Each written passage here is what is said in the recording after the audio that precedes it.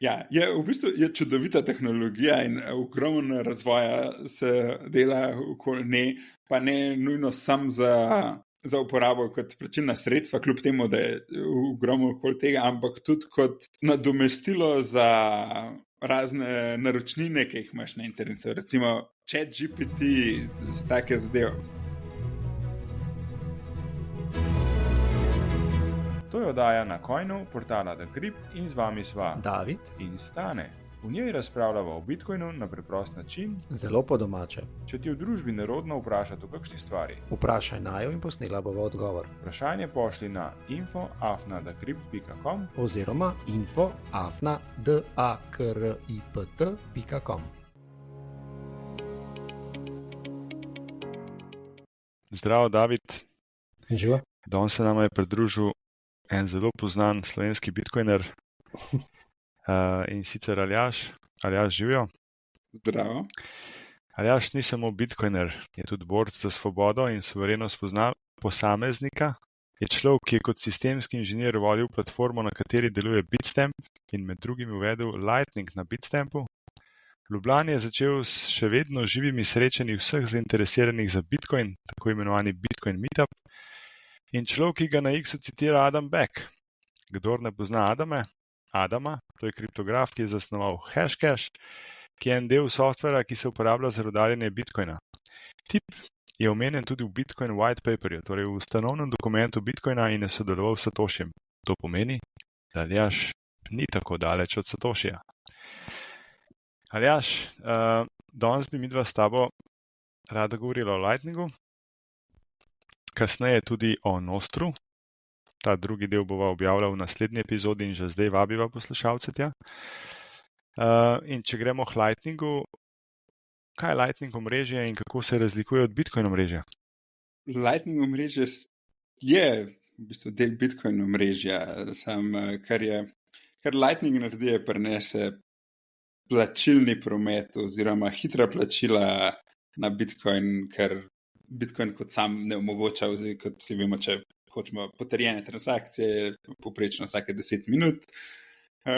Lightning pa omogoča pač instanten settlement oziroma instantna plačila za nižje fije, ni treba čakati na nove bloke, ampak zelo poenostavljen povedan, Lightning je sam protokol, ki si izmenjuješ Bitcoin transakcije oziroma vstajal nov settlement nivo nad Bitcoin transakcijam, ampak v vsakem trenutku lahko nazaj na on-chain Bitcoin greš. To je malo zakompliciran izpadel. Ampak super, dajmo se osredotočiti na to hitrost, ker tisti, ki so že izkusili Bitcoin, ta za nas on-chain Bitcoin, pravijo, da je počasen, da je prepočasen. Bloki so na 10 minut. Navajeni smo pa v našem dnevnem plačilnem vsakdanu plačevati s kreditnimi karticami. Kako hitro je Lightning omrežje v primerjavi z Vizo, z Mastercardom, s kreditnimi karticami? Tudi Bitcoin kot sam je veliko hitrejši od Vize, če razumeš, kako dejansko dela Viza. Zaradi tega pač Lightning, Bitcoin je final settlement, se pravi, ko je transakcija potrjena, je denar tvoj. Tako da, če ti dam jaz 5 evrov, imaš ti 5 evrov zdaj. Hočeš reči, da pri Vizi pa pri ostalih zadevah ni tako? Ne, je pa precej drugače. Pri Vizi pa ja, tebi virtualno sredstva vzamejo, ampak da jih pa ti dobiš, bo trajalo pa še precej dlje časa, da se dejansko 30 dni ali več lahko dejansko prodajalec dobi ta sredstva. Tako da Bitcoin je v primerjavi z tradicionalnim bankingom noro hiter. Seveda za experience userja, da pač ti vidiš, da sem plačal kava je bila plačana, Lightning dela hitrej oziroma vsaj primerljivo hitro z kreditnimi karticami, ampak dejanska funkcionalnost je pa, da ti bi dal cash na roko, tako da je neprimerno boljši, kar se tiče tega, ker dejansko pospeši premikanje denarja okoli in omogoča dejansko boljšo efektivnost kapitala. Ker pač jaz, če plačam s kartico, meni je denar šel, ampak ti kot prodajalec kave ga ne dobiš še en mesec, kar pomeni, da rabiš več kapitala za to, da lahko upravljaš svoj posel in tako naprej. To je super prispodoba. Ko sem jih to začel govoriti, še ena stvar verjetno je tudi tukaj, da ko jaz plačam recimo, da s kartico, trgovec ni nujno ta denar na koncu tudi dobi. Se pravi, nekdo ga lahko vmes ustavi. To drži. Ja, seveda, pač lahko se vedno pretožiš, če so ti zadeva je uporabna, v primeru, če so ti kartice ukradli, pa lahko prekliče stvari, seveda ti kot trgovec, če pač en televizijo kupil z ukradeno kartico, pa je nekdo preklical transakcijo, ti še zmeraj brez televizije ostaneš, tako da za uporabnike je zadeva dobra, za trgovce načeloma niti ne, ker Bitcoin prinese, to ni samo stvar Lightninga, je pač finalnost vsake transakcije, ki je enkrat dal, tako da v osnovi Bitcoin je peer-to-peer electronic cash, kot je bilo v white paperju in ima lastnost gotovine, ko jo enkrat daš iz rok, ni več tvoja, pa se ne moreš drugače kot s prisilo fizično jo dobiti nazaj. Ni nobene višje oblasti oziroma avtoritete, na kjer bi apeliral, da nisi tako mislil ali pa da so ti ukradli denarnico. To se sliši zelo dobro. Zdaj pa, kako lahko pa en čisto običajen človek uporabi Lightning? Kaj potrebuje, da začne uporabljati Lightning, Bitcoin Lightning? Načeloma približno isto, kot za uporabo Bitcoina. Seveda mi je malo več tehnikalij, ampak telefon je zelo primeren, imamo cel kup različnih denarnic.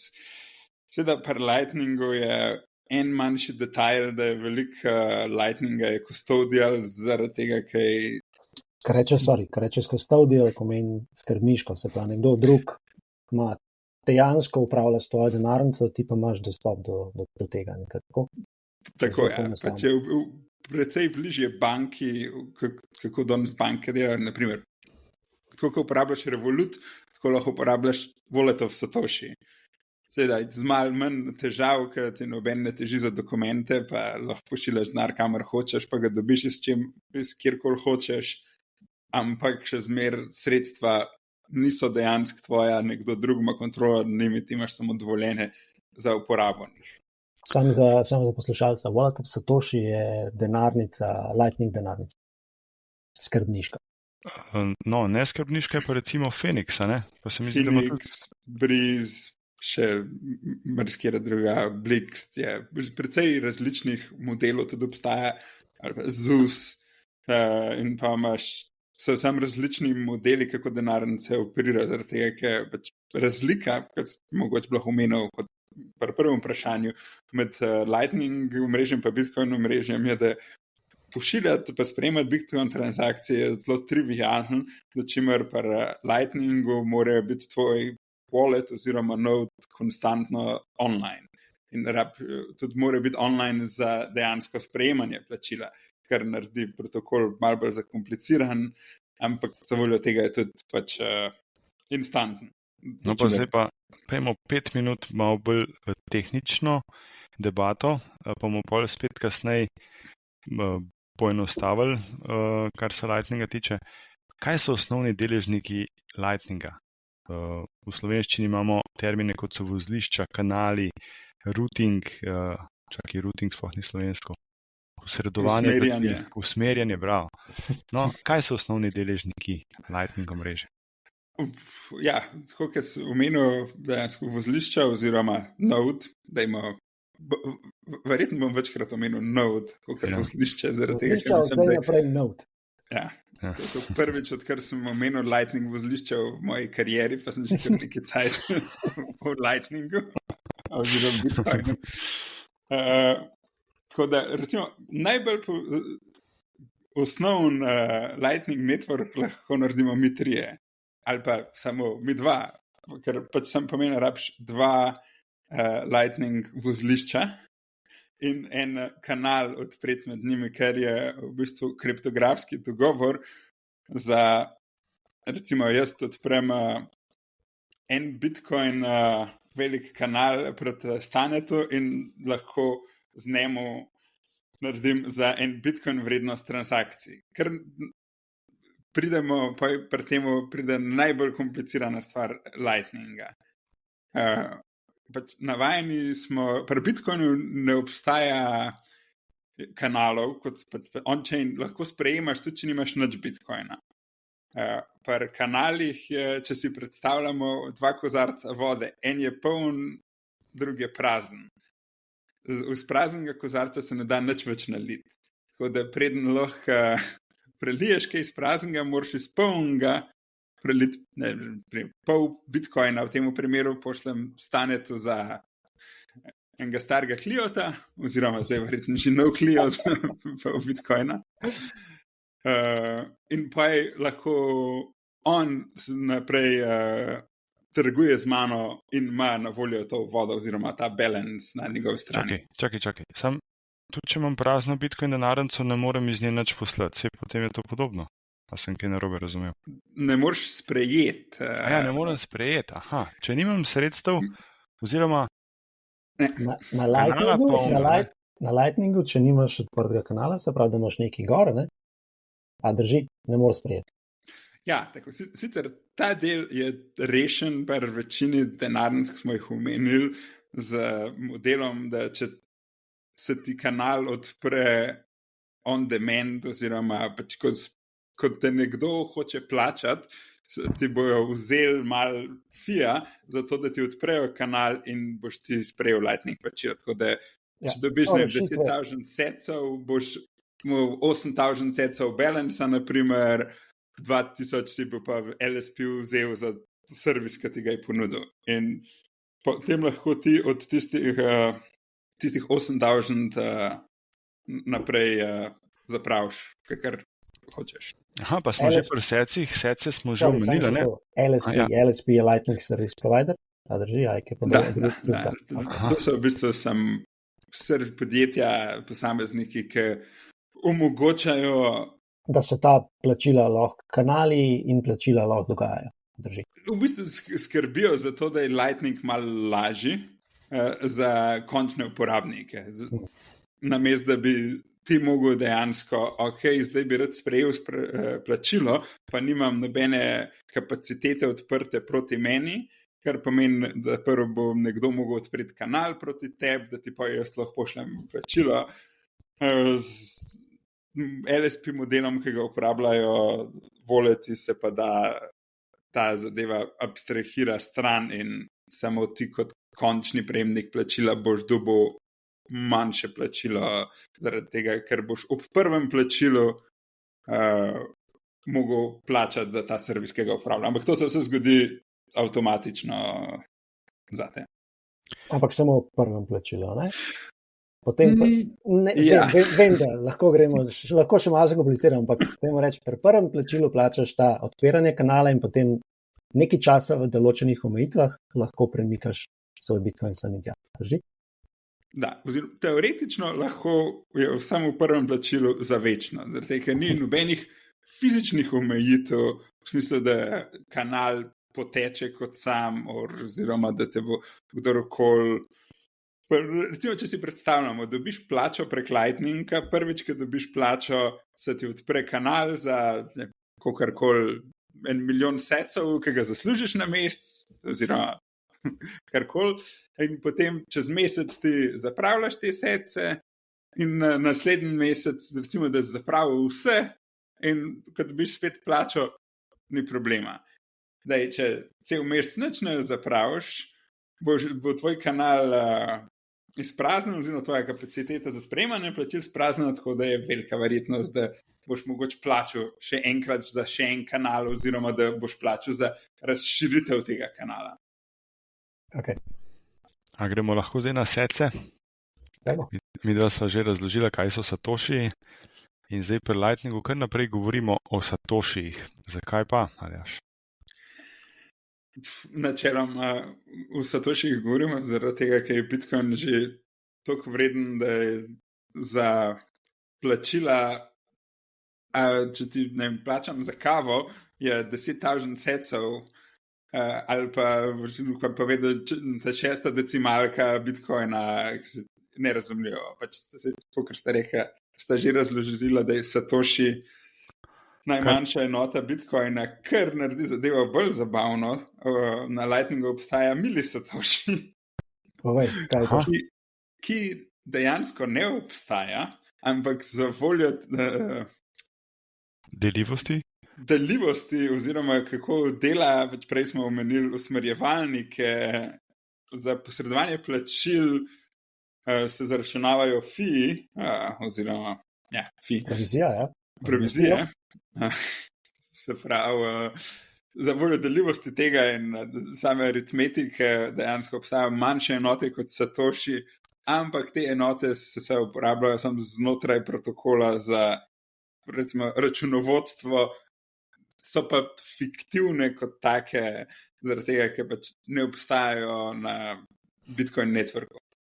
Torej, to vse skupaj pomeni, da na Lightning omrežju lahko prenašamo izjemno nizke vrednosti, kot bi kovance si med sabo prenašali. V bistvu toliko majhnih kovancev ni, kot lahko. Čakaj malo, mogoče ne. Se to zdaj, če se slučajno kaj dvigne, bo to malo drugače. Bomo prej ali slej pridemo do tega, da bo en Satoshi en cent, pa bo vse lažje, pa jaz tudi podcastu nam več delal. Recimo, ja. Kaj so pa slabosti in tveganja v Lightningu ali pa povezane z Lightningom? Ali je Lightning popolno plačilni sistem? To, da je karkoli popolnega, to vemo, da ni, tako da pride vsekakor z svojimi težavami. Kot prva je, kot sem prej omenil, glede na to, da rabiš vedno biti online, se pravi nek strežnik, mora vedno biti pržgan, zato da lahko sprejemaš ali pa pošiljaš plačila. To pomeni, da je tudi tvoj Bitcoin, ki ga imaš na tem strežniku, tako imenovanemu hot walletu, kar je precej drugačen security model oziroma precej drugačna varnostna tveganja, kot če imaš na svojem strojni denarnici. Tako da to je ena izmed stvari, druga. No pa vendar, to tveganje je bolj na strani ponudnika, ne uporabnika, ne? Da ne bomo prestrašili uporabnike. Se pravi, če telefon ni priklopljen na internet, pa imamo na telefonu Lightning denarnico, mora biti ta ponudnik denarnice skozi online, drži ali ne? Če je skrbniška, verjetno, ne? Ja, če je skrbniška, nimaš tega problema, da moraš biti online, zaradi tega, ker se vse zgodi na enem strežniku. Če uporabljaš Breeze, Phoenix, boš načeloma mogel, boš dobil notification, nekdo ti hoče poslati plačilo in pa prižgaš app, zato da dejansko ker tvoj telefon v tem primeru predstavlja strežnik oziroma not, kar pomeni, da tvoj telefon bo rabo podpisati, da si ti prejel poročilo in novo posodobitev balancev v transakciji oziroma v kanalu. A to pomeni, da lahko zamudimo plačilo, če spregledamo ta notification, to obvestilo? Ja. Aha. To pa ni. Sicer se dogaja. So neke rešitve, ne? So rešitve. Je veliko različnih načinov, kako lahko teklaš to. Tudi ta plačilo te lahko počaka določen čas, take zadeve.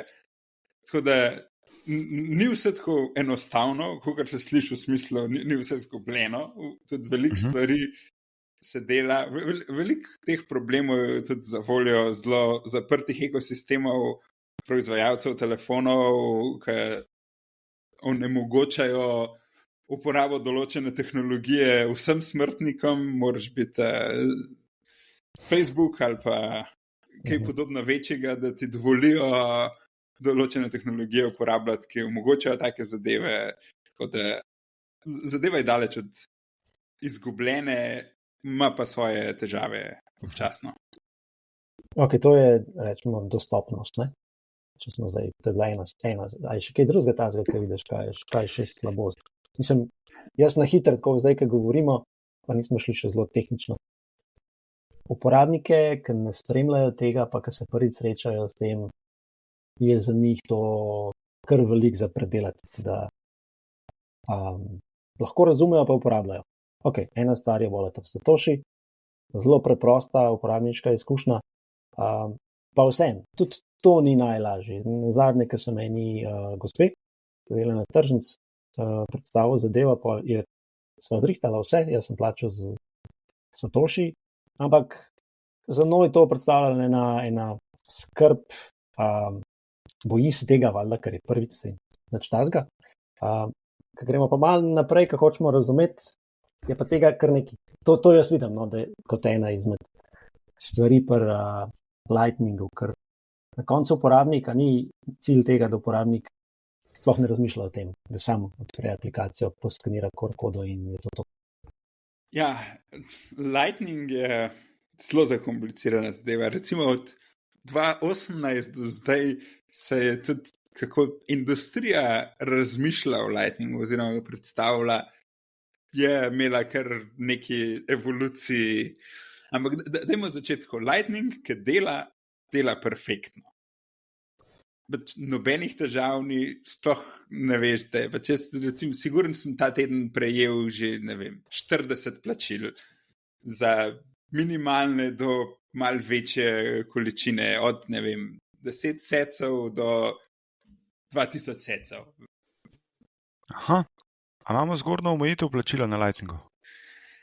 Zgornja omejitev je načelno velikost kanala, oziroma praktično ne. Teoretično bi lahko poslal vse bitcoine, če bi si jih lastil. Ampak naenkrat v enem plačilu ali v inkrementih? Ja, če bi imel dosti velik kanal. Ampak a ni bilo na začetku neko omejitev največjega plačila? Ni celih 1, 2, 3 nekaj. 0,16, ampak to je bilo bolj včasih tega, ker se je protokol še zelo razvijal in je bil hashtag reckless. To je takrat, ko ste se ti pa Satoshi še z dinozauri igrala, ne? Tako. Ampak tiste omejitev je že dolg ni. Imamo precej velike kanale, zdaj imaš, mislim, da najdeš tudi kanale po 100 bitcoinov, kar je danes, ker smo skoraj par 100 jurjev, že precej velika količina fiata. Torej, za vsakdanje uporabo, za navadnega salarymana, kako jih imenujejo na japonskem, ni več omejitve v Lightning kanalih. Ne, nobene. Tako da, ampak ja, če gremo nazaj na kompleksnost, je, tako sem rekel, kad dela super, ker pa se začnejo težave, pa hitro začnemo, mogoče self-custodial Lightning, oziroma, kako smo rekli, da je slovenska verzija.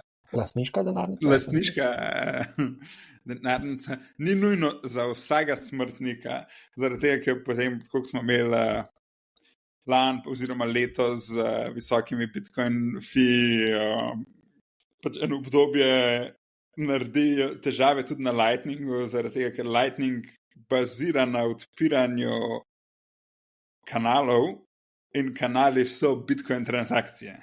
Tako da ima odtis, Lightning ima svoj odtis na bitcoin blockchainu, kar pomeni, da če plačaš veliko satoshijev za to, da tvoja transakcija gre skozi, te bo tistih, kako smo prej rekli, boš plačal 2000 secev za odprtje kanala, bo tle še kakšno nula od zadaj, kar pa naredi zadevo precej neekonomično za manjša plačila. Tako da to je načeloma, če imaš, že imam node, ki že kar nekaj cajta ustraja, veliko kanalov je bilo odprtih, par en set byte, se pravi, zelo, zelo pocen, potem je super, ampak glede na dizajn protokola obstaja dosti kompleksnosti, ki so mogoče preglobok tehničen podvig za ta podcast za razložiti, ampak zaradi tega, ker je Lightning dizajniran na ta način, da ne boš nikoli zgubil denarja, oziroma tega noben ne more ukradeti, so bili narejeni določeni kompromisi, ki včasih pa stanejo precej več, kot bi bilo dobro za voljo vzpostavlja vzdrževanje tega reda, da noben ne bo nikoli nič izgubil. No, v zagovor teh težav, ali pa v opravičilo, Lightning je star koliko? 7 let? Ja, 2018. 6 let. In nima slabih namenov, ne, kot smo jih lahko, ali pa jih lahko zaznamo v bančnem sistemu, ki ga uporabljamo že koliko 100 let. Torej, tudi te slabosti se bodo že odpravljene. No, verjetno se je že odpravljalo. Veliko se je naredil, že veliko je izboljšav, veliko je idej, kako izboljšati. Mogoče Lightning se razvija v malo drugačni smeri, kakor smo 5 let nazaj govorili o tem, mogoče ne bo lastniška denarnica za vsega, ampak bo Lightning bolj usporednica avtocestam, pa je zadnjih 300 metrov, da prideš do bajte, lahko še kakšna druga tehnologija. Trenutno je zelo v zraku še, kakšna bo, kako bo svet izgledal, ko vsi uporabljajo Bitcoin. To je zelo radi vsi teoretiziramo, verjetno da teroriziramo ljudi s to idejo, ampak market se bo odločil na koncu, kaj ima smisel, kaj nima smisel. Lightning omogoča ogromen, zelo zabavnih use caseov. A bo rešil vse probleme z vsem plačili, pa nadomestil cash, pa vse zelo neverjetno. Ali nas lahko pripelje precej daleč v vzpostavitvi zelo dobre alternative za kompletno suveren plačilni network, smo pa že več kot dovolj dokazali, da to obstaja in ga uporablja ogromno ljudi na vsakodnevni bazi, vključno z mano. Ti kaj bereš? Pa ja, stalno nekaj preberem. Zjutraj nogavice, pa tiste rozine iz kosmičev prezajte. No, a kaj knjige bereš? A ja, knjige sem pa bral, veš, tista bralna značka Cankarjev pokal v hitrostnem branju, ali kaj je že bil. Kaj pa če povem, da imamo v slovenščini kratke knjige, ki razlagajo Bitcoin? Res? Ja, v Bitcoin knjižnici jih lahko kupiš. S kodo na Coinu dobiš 20% popust na posamezno knjigo. Popust? Ja, popust. Pojdite na www.bitcoin-knjižnica.si in ne pozab kode na Coinu. Čakaj, si zapišem na Coin, www.bitcoin-knjižnica.si. Ti rabiš očala, se mi zdi. Pojmo zdaj še na druge pozitivne lastnosti, je zasebnost, ni popolna, ampak je večja, kot je na Bitcoin osnovnem omrežju pri uporabi Lightninga. Lightning ima zelo dobro zasebnost za tistega, ki plačuje, pa malo slabšo za tistega, ki sprejema plačila. Sicer se izboljšuje tudi ta del z določenimi upgradi protokola oziroma novimi zadevami, ampak ti kot plačnik si teoretično zelo anonimen. Se pravi, noben je mogoče zelo močan statement, ampak ne pustiš sledi za sabo, kolikor jih puščaš na Bitcoin transakcijah. Super. Ker ne pomeni, zdaj, če si Edward Snowden, pa moraš svoj življenje staviti na to, da noben sledil tega nikoli, boš mogoče še kakšen ekstra korak do tam vzel, ampak za večino primerov je anonimnost oziroma zasebnost plačnika, tistega, ki plačuje, se pa plačevalca, zelo dobra za sprejemanje, je pa treba uporabljati privatne node, kjer se razkrije samo del poti do tebe, In take zadeve. Ampak oboje je precej dober z latest and greatest tehnologijo. Veš, kaj me zanima? Tako kot pri Bitcoinu, ko te vprašajo, ok, zadnji ni nič, kako lahko zaupamo temu, kaj pa pri Lightningu, kaj lahko rečem? Kako jaz vem, da to delalo, kako jaz vem, da je to tam? Kaj je tvoj komentar? Lightning je Bitcoin. Tako da je pač praktično ni velike razlike. Razlika je samo v tem, da tako, ko greš enkrat v službo s kolesom, pa drugič z avtom, prideš nekje malo hitrej, nekje malo počasnej, pa enkrat malo moker, drugič pa ne. Ampak oboje je Bitcoin. Tako da mislim, da se ta razlika zelo velikrat zmoti ljudi oziroma zbega, ker pa ljudje govorijo Lightning Bitcoin. Lightning Bitcoin ne obstaja, obstaja samo Bitcoin. Tako da Lightning ni neki drugega kot Bitcoin. Lightning je sam en nivo više kot on-chain. Tako Prav hitrejše pošiljanje istih enot Bitcoina, ne? Tako, z mal drugačnim varnostnim pa tehnološkimi detajli, ampak fundamentalno pošiljaš iste stvari. Okay. Ti si dosti po svetu okrog bil in imaš veliko izkušenj, kako se Lightning plačila odvijajo po drugih državah. Ali lahko malo deliš te tvoje izkušnje, kje imajo to malo bolj razvit? V Evropi sicer tega kaj veliko ni, ne, kakor vemo, drugje pa je. Ja, to je večni problem plačevanja z Bitcoinom, je, da ga noben ne zapravlja, zaradi tega, ker večina ljudi gleda na Bitcoin kot na investicijo, ne kot na denar. Da, če dejansko nisi plačan v Bitcoinu, ga boš redko kdaj tudi zapravil.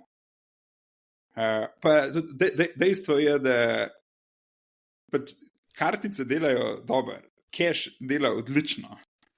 Ampak, ampak, kaj ste rekel, zakaj pa sploh Lightning?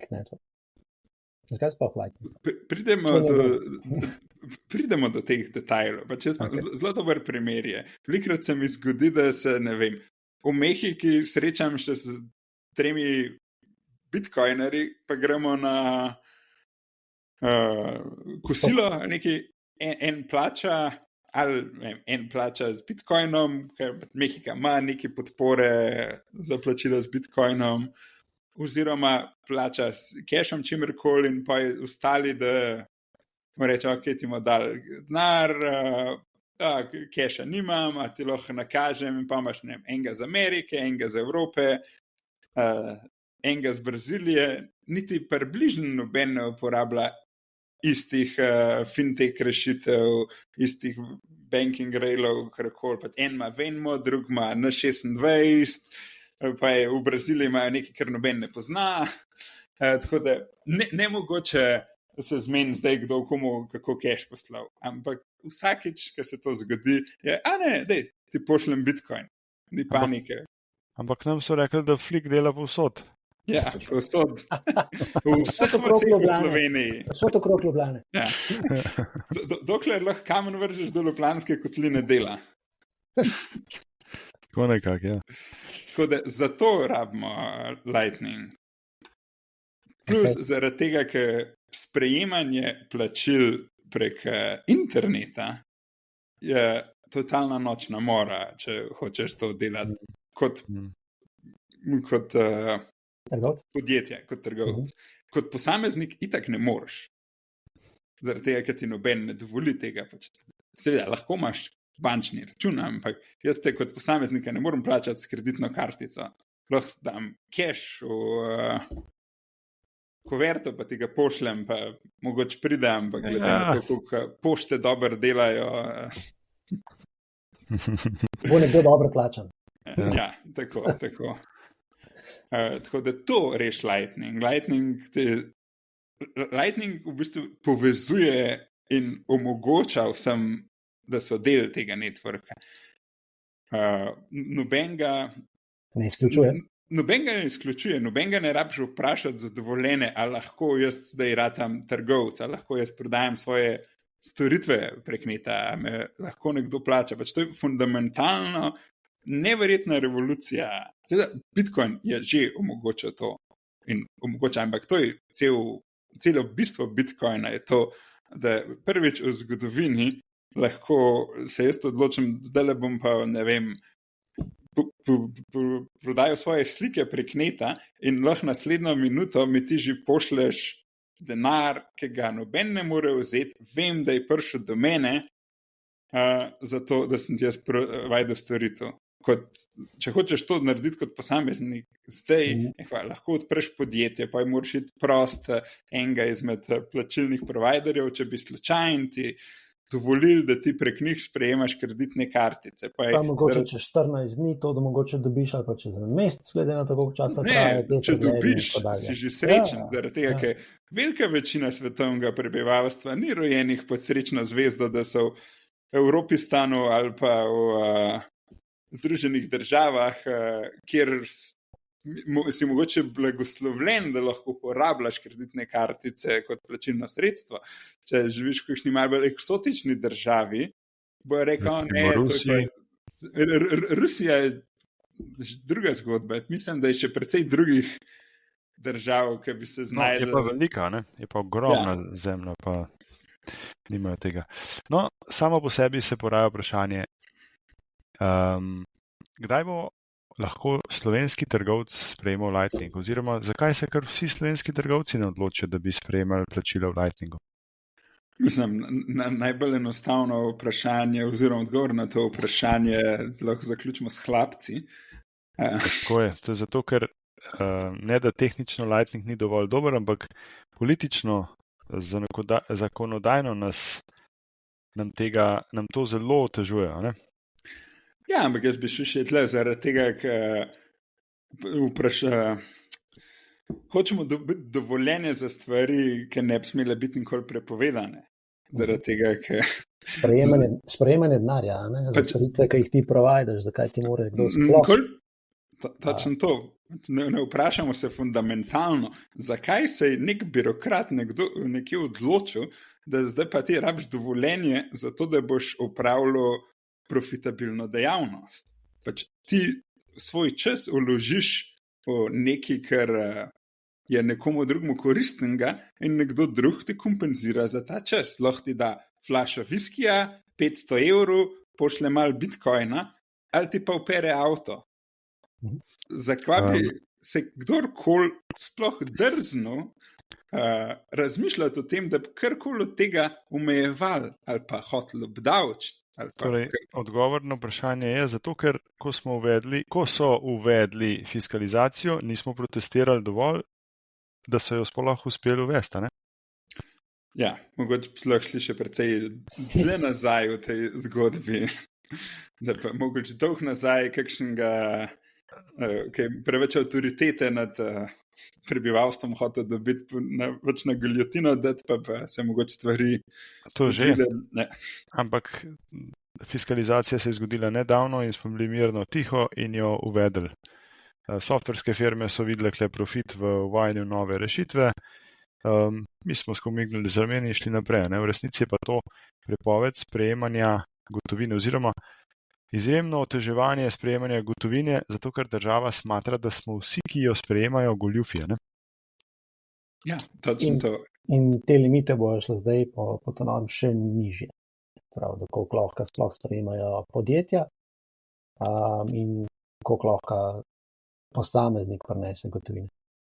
In pa to je vsakmu, ker se vsi bitcoineri vedno pritožujejo, treba je sprejemati bitcoine. Prvo je, treba je plačevati v kešu, zaradi tega, ker realno, če si zdaj trgovec, pa sprejemaš bitcoin, redko kdo plačuje z bitcoinom, zaradi tega, ker vsi čakajo še 1-0 več, pa njihovo upokojitev.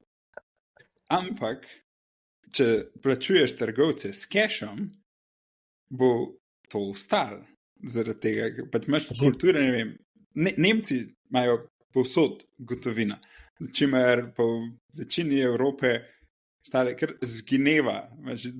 Včasih so te vrgli iz kafane ven, ker si hotel s kartico plačati, zdaj te grdo gledajo, ker plačuješ s cashom zaradi tega, nimamo drobiža, ni tega, ni unga. Ja, imaš pa na Hrvaškem, naprimer, pa večina samo cash. Ja, točno to, ampak to je, vsak mu je treba reči, imam gotovino, ne rabim računa. Ja. Tako se dela civilna nepokorščina. Ej, kam pa ti bo spravil svoj bitcoin? Ja, porka Madonna, Mandejana strojno denarnico. Če še nimaš, ima zate Bitcoin Shop. Se veš, skodo na Coinu dobiš 5% popusta na vse denarnice in oblačila. www.bitcoin-shop.si. A gremo lahko zdaj še na druge oblike izmenjave bitcoina, ki so sorodne z Lightningom, pa nam poveš, kakšne sorodstvo so oziroma kaj pomenijo, recimo Fedimint, Cashu. Lahko sam jaz, vem, da je to pač zelo tehnično, ampak to je tisti tretji nivo, ki si prej sam nakazal, je to. Prav, Bitcoin osnovni nivo, Lightning drug nivo in te rešitve tretji nivo? To je zdaj zelo vroča debata, če bi lahko rekel temu tretji nivo. Zaradi tega, ker pač in Fedimint in Cashu pač oboje temelji na pač e-cash, kar je v bistvu najbolj tragična zgodba o zgodovini elektronskega denarja. Ker e-cash je bil izumljen v 80-ih letih z Chaum. In v 90-ih se je Chaum dejansko dogovarjal z Microsoftom in bankami, da bi dal e-cash rešitev v operacijski sistem Windows in da bi banke začele uporabljati to, kar pomeni, da e-cash je zgrajen na Chaumian, da poenostavimo na zelo dobri kriptografiji, ki zagotavlja popolno anonimnost, tako v plačniku kot plačevalcu. Ker bi pomenil, če bi takrat ta zadeva se dejansko zgodila, bi lahko danes spletno bančništvo bilo popolnoma anonimno. Vsa ta nadzor, ki ga banke, države in vse ostale institucije izvajajo nad nam, bi bil kali zatrt zaradi tega, ker je bil nek trenutek v času, zgodovinsko, kjer se je zgodil ta prelom, da so v enem trenutku so banke in vsi razmišljajo, da to je dobra ideja, imeti kriptografsko varen denar za elektronsko poslovanje. Pač svet bi lahko izgledal precej drugače, če bi se ta zadeva dejansko zgodila in ne razpadla, razpadla ta dogovor z več verzij, ampak Chaum se ni znal odločiti oziroma hotel preveč, zgodile se komplikacije in so potem pač vsi deležniki tega se odločili za druge alternative. Ampak ja, pač tako problem tega je, pač e-casha, da je vedno skrbniški. Kar pomeni, da imaš anonimnost, ampak nekomu moraš zaupati. Okay. Hkrati pa nam omogoča, pač ti si omenil prej en nivo nad Lightningom.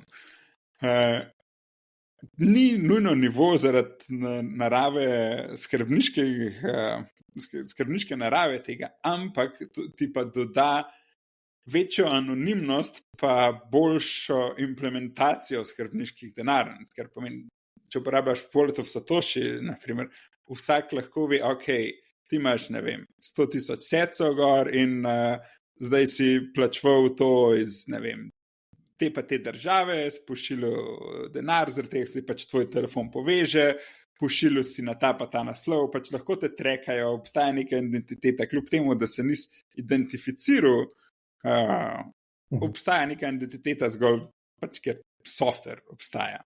Do čimer, kako eCash dela, so v bistvu bankovci, če mi tako rečemo, pač elektronski bankovci, so kriptografsko konstruirane na ta način, da lahko ti kot mint, se pravi izdajatelj eCasha, veš, da si ti naredil ta eCash, se pravi, lahko preveriš, da je bankovc verodostojen, da si ga ti izdal in da še ni bil uporabljen, ampak ne veš, a je bil to bankovc serijsko številko 1 ali 1000. Se pravi, efektivno je kot cache, ampak cache brez serijskih številk. In potem tudi ne ve, koliko ima posamezen uporabnik teh bankovcev. Ja, tako. Pa je tako, kot je Bitcoin, je pač barrier instrument, kar pomeni, če ga imaš, ne vem, kako to posloventi, ampak kar pomeni, če si ga lastiš v tistem trenutku, ga lahko zapraviš. Se pravi, če ti ga jaz dam, je moj. Je tvoj. Zdaj, tle imaš detajle, da... Pustimo detajle. Ja. Pustimo detajle. Ja. Skratka, to so rešitve, kot si rekel, ki temeljijo na eCashu. Ja, v bistvu je čudovita tehnologija in ogromno razvoja se dela okoli nje, pa ne nujno sam za uporabo kot plačilna sredstva, kljub temu, da je ogromno okoli tega, ampak tudi kot nadomestilo za razne naročnine, ki jih imaš na internetu. Recimo ChatGPT, se take zadeve. Pač dejansko tehnologija kot taka ti omogoča, da autenticiraš lahko nekega uporabnika za dostop do neke storitve tudi in hkrati uporabiš tisto za plačilo, hkrati pa ne veš, da sem bil to jaz, ki sem prejšnji teden plačal s kreditno kartico in zdaj lahko trekaš vse, kar jaz počnem na internetu. Oziroma pri tvoji storitvi.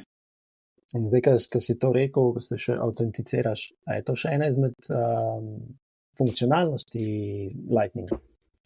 Ja, oziroma ciljaš na LNURL auth, ki je samo v bistvu en izmed zelo uporabnih trikov, ki se jih da delati z Lightningom, ampak to ni nujno stvar Lightninga, bolj stvar tega, da če že imaš nek wallet, ki zna delati s kriptografijo, pol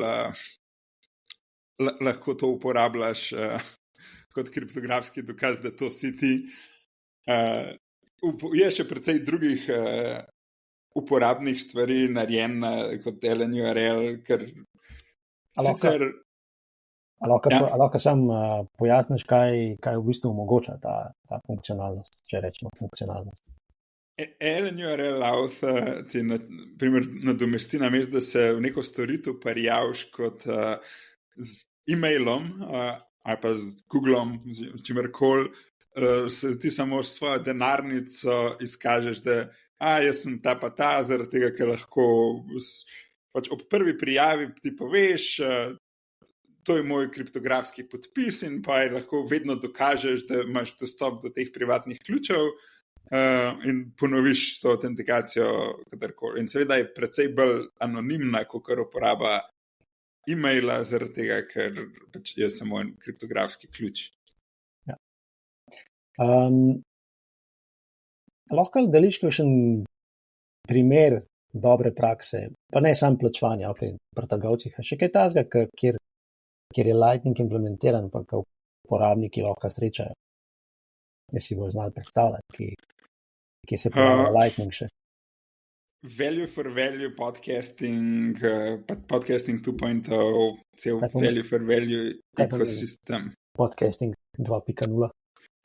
Podcasting 2.0 je v bistvu nadgradnja oziroma evolucija podcastinga, kjer se delajo eksperimenti oziroma ne eksperimenti, kjer je filozofija taka, da imaš dejansko direktno interakcijo s svojimi poslušalci, ki te za na podlagi tega, ker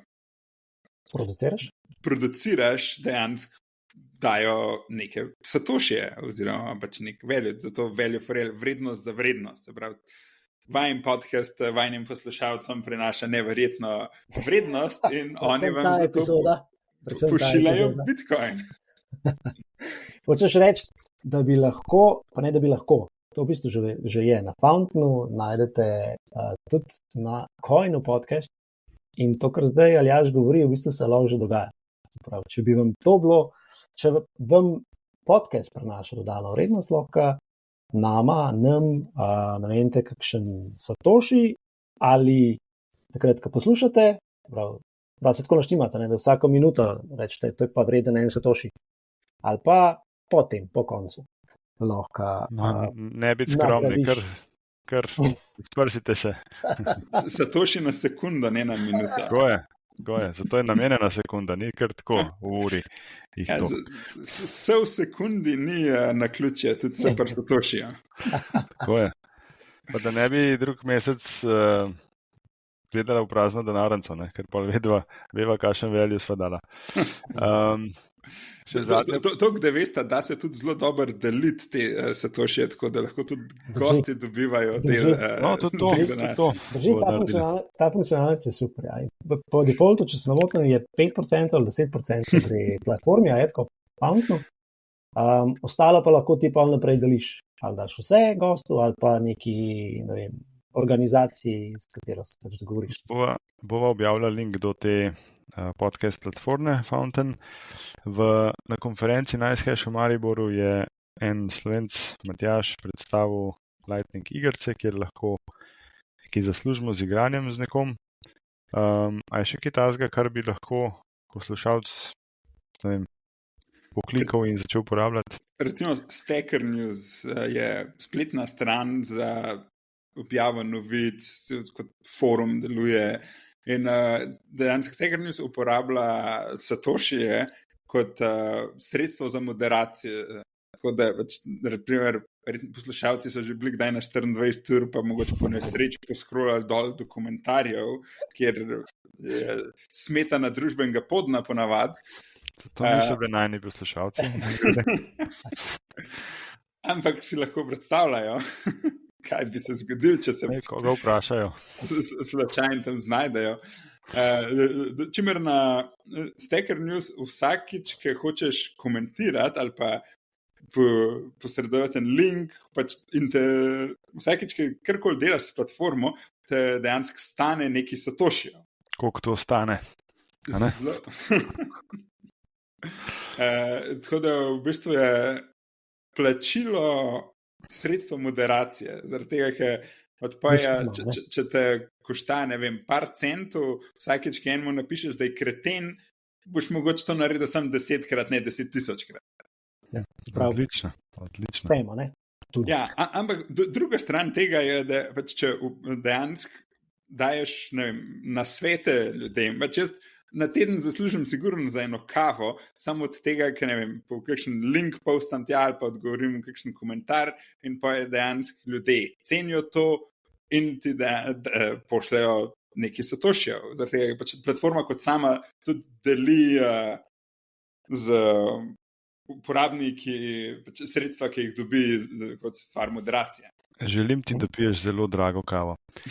Aljaž, je še kaj, kar bi ti spremenil pri Lightningu? Ne vem, če imamo še 3 tedne časa za tale podcast. Ampak eno ključno pomembno stvar je kaj tazga, kar se ti zdi pomembno spremeniti ali pa dodati k Lightningu? Ja, ampak problem tega je, da vse zadeve načeloma potrebujejo spremembo Bitcoina, kar pa je pripelje do mogoče 3. epizode tega podcasta, kjer govorimo, zakaj je to dober ali pa slabo. Je veliko stvari, ki bi lahko marginalno ali pa precej izboljšali Lightning, pač na način, kako se konstruirajo kanali, kar bi zmanjšali breme za node, tako da bi bila protokol manj zakompliciran za uporabo, ker eventualno se verjetno bo zgodil, ampak. Super, no, omenil si še naslednje epizode. Jaz sem zelo vesel, če se nam bo še kdaj pridružil. Naslednjič zagotovo z Nostrom, pa upam, da še kdaj. Hvala lepa, da si nama razložil Lightning. Vsa vprašanja, ki dobiva od poslušalcev, ti jih bo poslala, da jih lahko odgovoriš. Ja, pa tudi Satoshi, ki jih bo prejela. Izjemoma to rundo, vse ti bo kar poslala. dobiva na Fountain, dobiš ti. Odlično, se pravi, moram kaj poslati tako, da zgleda, da peremo denar. To. Satoshi je peremo. Prvi obrani Satoshi. Upam, da je bila razlaga tako koherentna za voljo mojega izrednega truda, probati uporabljati čim več slovenskih izrazov. Dobro ti je šlo.